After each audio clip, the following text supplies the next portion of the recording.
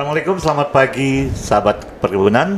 Kita berjumpa kembali dalam podcast Bun. Kali ini kita kedatangan tamu spesial, Ibu Yuli Sri Wilanti. Beliau adalah National Project Director dari Volur. Dan tema kita untuk kali ini adalah sistem pangan berbasis ILM. Selamat pagi Ibu. Selamat pagi Pak Sehat-sehat, Salman. Ibu. Alhamdulillah sehat. Baik Ibu, ini untuk saya sendiri ya Bu, Ya. banyak sekali yang masih asing. Volur lah, ILM lah, mungkin ILM ya dibacanya. Boleh jelaskan itu Bu, apa itu Volur, apa itu ILM? Silakan Bu. Ya baik. Makasih Pak Salman untuk kesempatannya pagi ini. Volur kalau kita memang biasa disebutnya Volur, tapi itu adalah kepanjangan dari Food System, Land Use, and Restoration gitu. Jadi sebetulnya Volur ini adalah salah satu project yang project hibah, yang hibahnya berasal dari JEF. JEF itu Global Environmental Facility. Ini project Volur ini dilaksanakan di 27 negara. Nah, Indonesia menjadi salah satu negara yang mendapatkan project hibah dari JEF ini. Nah, ini yang menariknya adalah project Volur ini adalah project pertama di Indonesia, Project Impact Program yang melibatkan 4 kementerian. Jadi ada Kementerian Koordinator Bidang Perekonomian sebagai executing agency yang ngelit untuk take the lead project ini, dan sebagai implementing partnernya adalah Bappenas, kemudian Kementerian Pertanian dan Kementerian LHK Lingkungan Hidup dan Kehutanan. Ditambah lagi 2 agensi pendukung yaitu UNDP dan FAO. Jadi menariknya adalah 4 kementerian dan 2 agensi yang ini belum pernah ada. Biasanya proyek-proyek itu satu kementerian, satu agensi. Ini makanya kompleksitas dari pelaksanaan proyek ini luar biasa. Tapi ini menjadi tantangan yang memotivasi kita semua bahwa ada integrasi program yang harus melibatkan. Kenapa tadi kita bicara food system, land use dan restoration? Food system kita bicara bagaimana membangun sistem pangan berkelanjutan berbasis integrated landscape management yang kita sebut LM tadi Pak. Jadi sebetulnya kita ingin ke depan membangun rantai nilai, khususnya ada 4 komoditas dalam proyek ini, ada kopi, kakao, kemudian kelapa sawit, dan satu lagi adalah padi, yang berbasis integrated landscape management. Bagaimana kita membangun dengan keanekaragaman hayati, pemulihan ekosistem hutan melalui pelindungan lingkungan yang berkelanjutan. Baik, sebelum kita lebih teknis lagi, kita mengkaji lebih lanjut, sebenarnya yang lebih mendasar dulu Bu, kenapa perlu ada Volur? Kenapa ada restorasi segala land use? Memang selama ini memang barangkali praktik dari perkebunan atau pertanian sendiri sudah melenceng jauh kah atau seperti apa Bu? Jadi sebetulnya gini, ini berangkat dari persoalan yang kita hadapi selama ini, bahwa kalau kita bicara pertanian, seringkali kita hanya bicara bagaimana meningkatkan produktivitas dari komoditas pertanian apapun itu. Nah, sementara kan sebetulnya kita tidak hanya cukup bagaimana meningkatkan produksi, tapi kita harus mempertimbangkan juga bagaimana daya dukung, daya tampung dari lingkungan sekelilingnya. Oleh karenanya tadi integrasi dari pengelolaan landscape yang terpadu tadi menjadi hal urgent yang perlu kita masukkan dalam peningkatan pengembangan pengelolaan sistem pangan yang berkelanjutan. Itu yang menjadi poin utama. Jadi nanti kenapa akhirnya Kementan hadir, Kementerian Lingkungan Hidup dan Kehutanan juga hadir, Bappenas dalam sisi perencanaan jangka panjang, Kemenko Perekonomian dalam konteks kebijakan secara umum. Pengelolaan landscape itu berarti apa saja Bu yang dikelola? Jadi gini, kita melakukan pemulihan keanekaragaman hayati. Kita saat ini kita paham hutan kita mengalami degradasi yang cukup lumayan. Kemudian ada alih fungsi lahan. Nah, kemudian keanekaragaman hayati kita bilang tadi ada beberapa di hampir semua lokasi. Ini kita lakukan konservasi, kita lakukan restorasi, kemudian juga tata ruang, pengelolaan tata ruang yang sesuai dengan fungsinya untuk kemudian mendukung sistem pangan berkelanjutan tadi. Jadi mana lahan-lahan yang bisa dioptimalkan untuk peningkatan produksi dengan tetap mempertimbangkan tadi restorasi dan konservasi. Jadi apa yang diubah itu sebenarnya, Bu? Sebetulnya kita tidak bukan arti berubah ya. Hal-hal yang memang sekarang sudah berjalan baik. Sebetulnya poinnya adalah tata ruangnya tadi, pengelolaan tata ruang yang baik. Mana kawasan hutan lindung yang perlu dijaga, mana kawasan hutan produksi, mana kawasan pemukiman, mana kawasan yang memang kita dorong untuk integrated landscape secara terpadu tadi. Kemudian nanti dari sisi kawasan produksi yang dikelola oleh petani, kita akan ajarkan bagaimana praktek baik dengan good agriculture practices agar nanti GAP, peningkatan produksinya tetap betul-betul sesuai yang kita harapkan. Jadi hulu hilirnya, rantai nilainya, rantai pasoknya kita perbaiki, gitu Pak. Baik Ibu, tadi Ibu sudah mengatakan bahwa komoditas yang terlibat atau yang digarap adalah ada 4 tadi ya, Bu. Ada kopi, kakao, padi, satu lagi apa tadi Bu? Kelapa sawit. Kelapa sawit, baik. Sudah semua digarap di Indonesia ini atau baru beberapa? Jadi gini Pak, Project Folur ini kan baru mulai di 2002 Agustus kita launching Pak. Jadi sebetulnya di tahun pertama di 2003 kita membangun landasan kelembagaan dulu. Kita membangun kelembagaan dari pusat, provinsi dan kabupaten. Tadi saya belum sebut ya Pak ya, 5 lokasinya. Yang pertama adalah Kabupaten Aceh Tengah, itu untuk kopi. Kemudian yang kedua Kabupaten Mandailing Natal, itu untuk kopi dan kelapa sawit. Kemudian Kabupaten Sanggau untuk kelapa sawit. Ya. Sanggau Kauler. Ya, betul. Lalu Kabupaten Luwu itu untuk padi dan kakao. Satu lagi Sorong Pak, itu Papua Barat Daya untuk kelapa sawit. Jadi ada 5 kabupaten yang menjadi lokus intervensi dari Project Folur ini dengan berbagai komoditas yang berbeda. Dimulai sejak kapan ini Bu? Nah tadi kita di 2003 sedang membangun kelembagaan. 2023 apa 2003? 2023 Pak. Ya, artinya 2022 akhir kan Agustus baru launching. Lalu setahun pertama kita penguatan kelembagaan untuk memastikan bahwa ini bisa diintervensi. Lalu kita lakukan identifikasi dan kajian sebagai baseline. Kami sudah lakukan kajian HCV, High Conservation Value, untuk memastikan baseline di semua daerah tersebut. Baru 3 kita lakukan di Aceh Tengah, kemudian di saya kok lupa tadi Luwu, lalu satu lagi Mandailing Natal. Nah itu udah 3. Yang berikutnya nanti Sanggau dan Sorong ini menyusul. Hasilnya bagaimana Bu? Nah tadi Pak, hasilnya adalah tadi kita bisa melihat bagaimana sih sebetulnya kondisi petaninya, komoditasnya, tata kelola rantai pasoknya, rantai nilainya, termasuk juga tadi bagaimana kondisi landscape-nya. Jadi kita bisa lihat dalam perubahan 5 tahun atau 10 tahun terakhir itu tutupan lahannya seperti apa, daerah yang terdegradasi yang mana. Nah ini yang mungkin kita bisa lakukan intervensinya gitu Pak. Sebagai baseline untuk project melakukan intervensi, insya Allah tahun depan kita udah.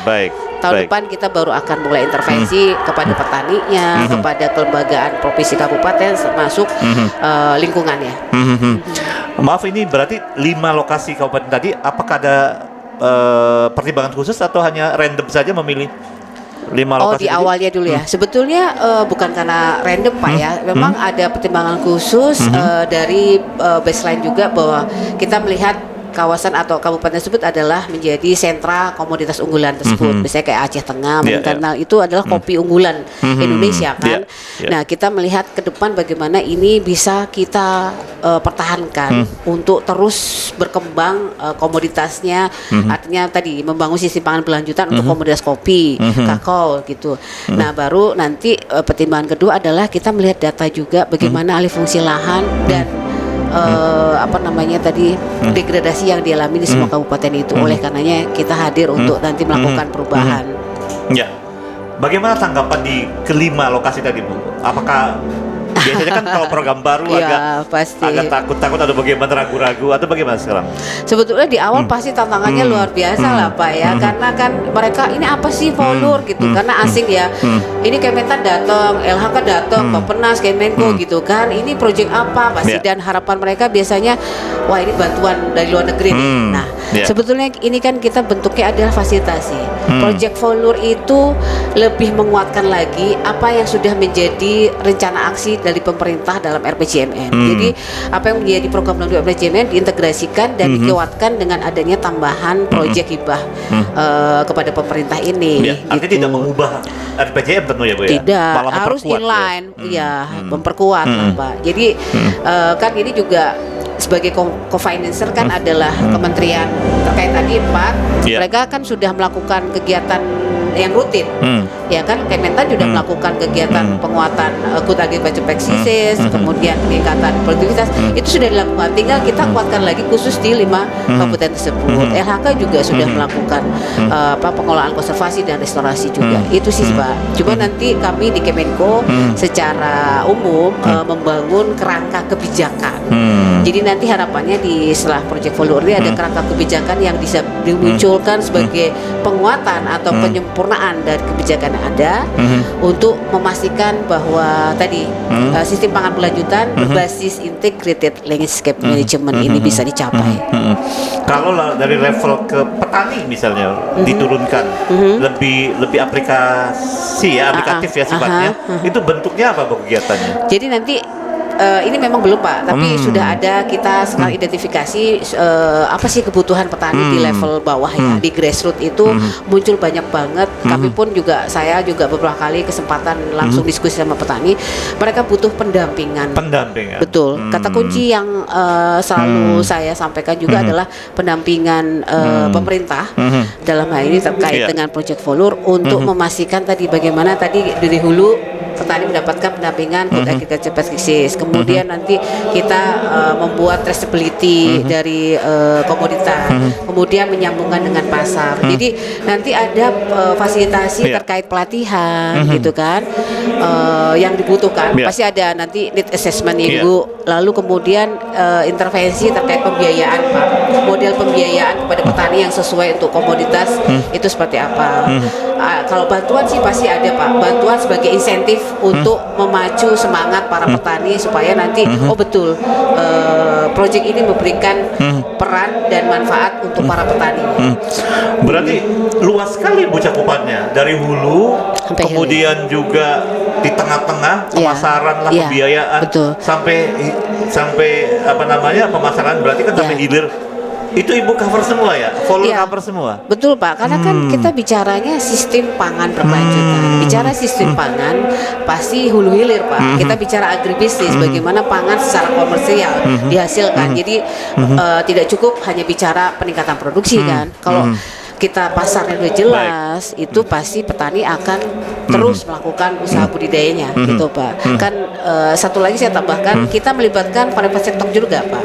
Jadi ada co-financer dari BPDPKS, lalu Olam, GIZ, kemudian juga Modelis, itu Pak, sesuai fungsi masing-masing kan. Mereka juga concern di kakao, kopi dan kelapa sawit. Jadi kita sambungkan kerjasama kemitraan dengan private sector tersebut untuk ikut support, karena mereka punya benchmark atau praktek baik yang lebih sudah dijalankan untuk kita integrasikan. Ibu, bagaimana pandangan Ibu? Kita tentu sering mendengar ya, bahkan mungkin mengalami Ibu ya, beberapa kasus atau kejadian lah, bahwa beberapa program yang katakanlah mengarah misalnya tentang organik saja ya, misalnya suatu kawasan ditentukan sebagai kawasan organik, kemudian ujung-ujungnya petani semacam menyerah karena harganya lah yang tetap sama dan sebagainya. Bagaimana Ibu mengantisipasi ini? Apakah Ibu tanda kutip ya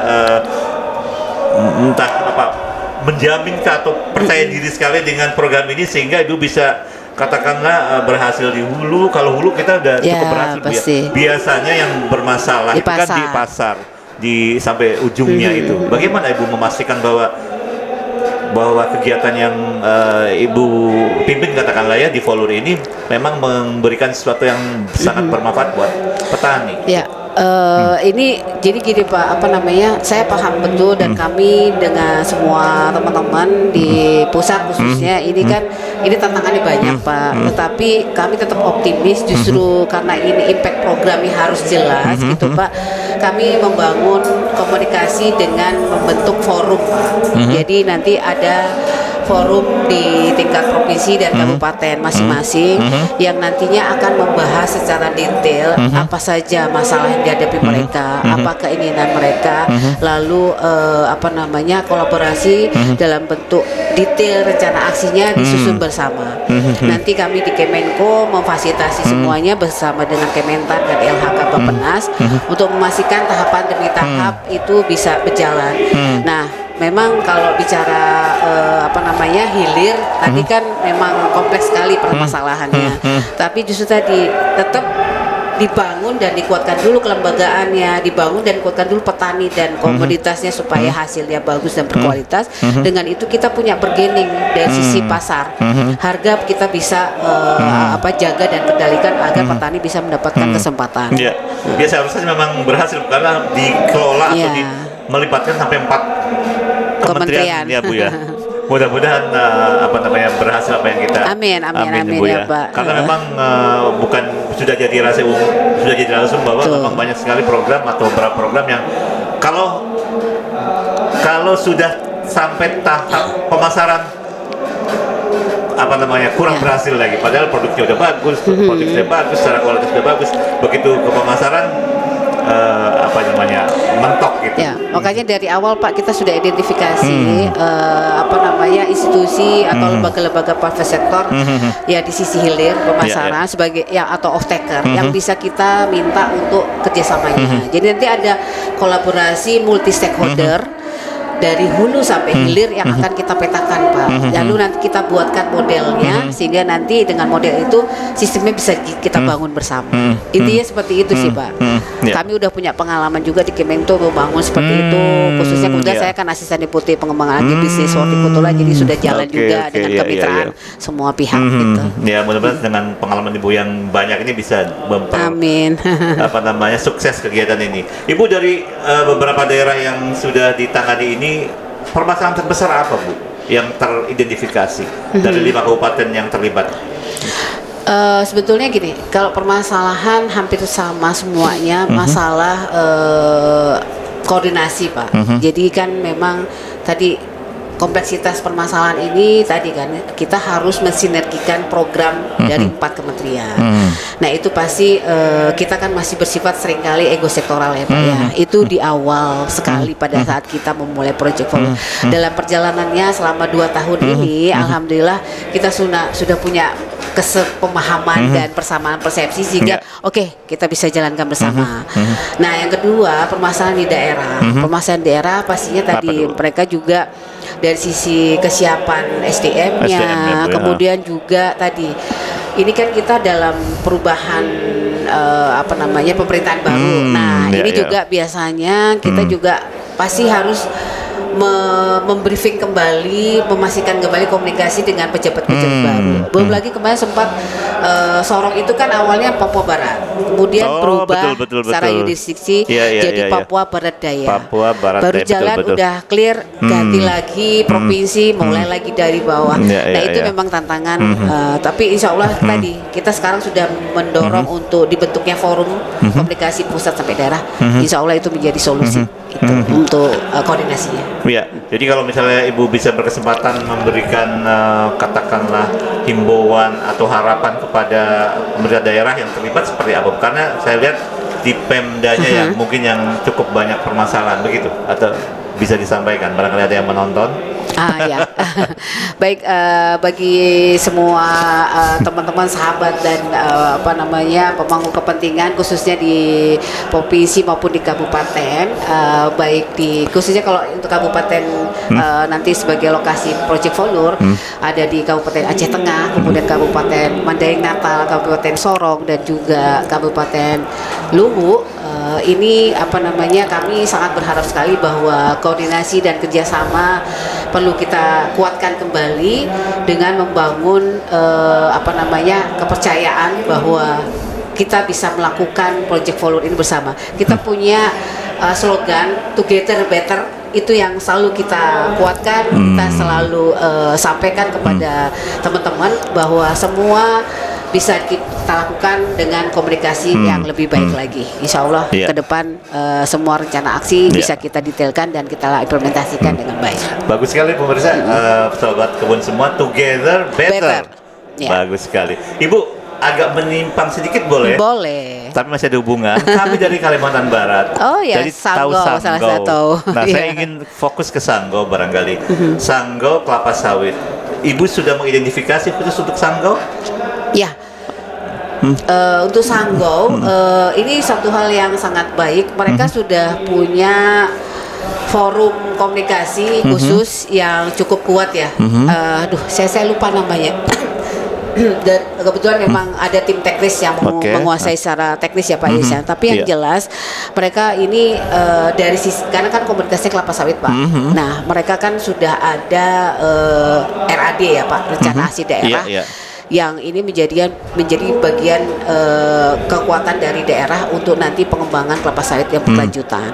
Nah ini nanti dengan adanya kita masih menunggu draft perpres untuk Stranas ya Pak, strategi nasional nasional untuk pengembangan kelapa sawit yang berkelanjutan ini.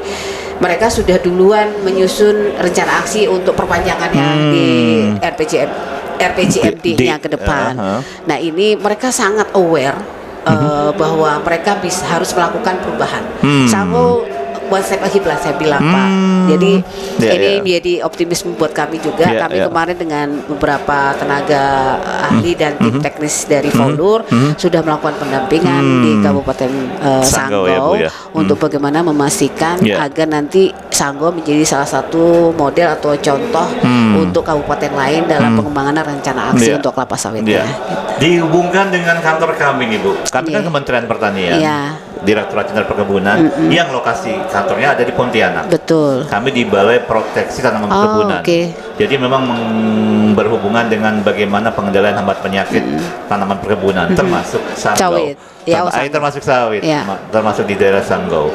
Nah, mungkinkah berkolaborasi atau kami berperan dalam proyek Ibu itu? Mungkin sekali Pak. Kami terima kasih sekali karena memang kan masih bagian dari Kementerian Pertanian Pak. Kementerian Pertanian menjadi salah satu implementing partner untuk proyek Volur. Jadi justru memang siapapun yang punya program yang terkait dengan 4 komoditas tersebut, kemudian punya inisiasi baik untuk mengkolaborasikan program-program itu, kami akan membuka tangan Pak. Jadi kami justru terima kasih masukan-masukan dan saran dari semua stakeholder tadi akan kita tampung dan kita diskusikan untuk menyusun plan aksi yang lebih baik Pak. Baik, kami memang kalau selama ini di Kabupaten Sanggo adalah hubungannya dengan pengendalian hama penyakit tanaman kelapa sawit, karena memang dalam ini kelapa sawit ya tentu di Sanggo nggak ada sawit, ada karet, banyak ada komunitas yang lain. Malah penting lah Pak, karena memang sekarang kan ini lagi kondisi perubahan iklim ini justru yang muncul kan adalah PHB semua penyakit Pak. Betul penyakit lebih tinggi ya betul. Jadi kita nanti bicara boleh Pak, nanti kita janjian untuk ke Sanggo ya Pak. Siap Ibu. Baik, terima kasih Ibu atas kehadiran Ibu di podcast Bun kali ini. Baik sahabat Bun, sobat Bun semua, demikian diskusi kami dengan Ibu Yuli Sri Wilanti. Beliau adalah National Project Director dari Volur. Semoga apa yang kita diskusikan dan kita diskusikan tadi dapat bermanfaat, memberi manfaat serta menambah wawasan bagi sahabat perkebunan semua, sahabat semua. Dan semoga apa yang direncanakan, dicecetakan oleh Volur dan kita semua dapat terlaksana sehingga petani bisa menjadi lebih sejahtera lagi ya Ibu. Insya Allah amin. Karena petani sebagai aktor utama. Justru pembangunan yang berhasil ditentukan dari kesejahteraan petani. Baik Ibu. Demikian Sobat Bun. Terima kasih atas perhatian Sobat Bun semua. Kita akhiri. Wassalamualaikum warahmatullahi wabarakatuh dan sampai jumpa pada podcast Bun berikutnya.